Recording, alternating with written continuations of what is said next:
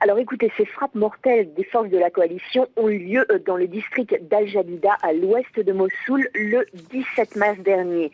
Le commandant des forces spéciales irakiennes, le général Al-Sadi, a précisé que ses troupes avaient fait appel à des frappes de la coalition pour éliminer des snipers qui étaient postés sur les toits du quartier d'Al-Jadida et que ces forces ignoraient que ces maisons abritaient de nombreux civils.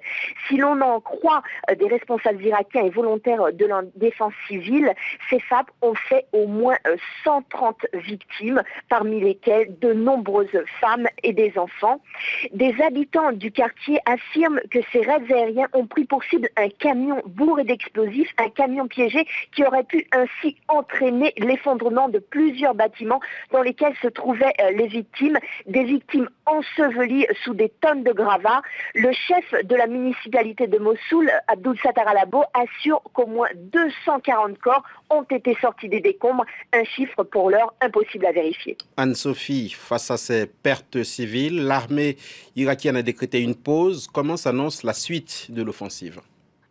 Oui, tout à fait. Alors une pause, et cette pause va leur permettre de revoir leurs perspectives d'attaque, d'étudier un nouveau plan plus adapté à la géographie des lieux. C'est ce que m'a confié en tout cas avant-hier un proche du ministère de l'Intérieur. Un porte-parole de la police fédérale assure que des opérations chirurgicales précises sont requises pour viser les terroristes sans causer de dommages collatéraux parmi les résidents.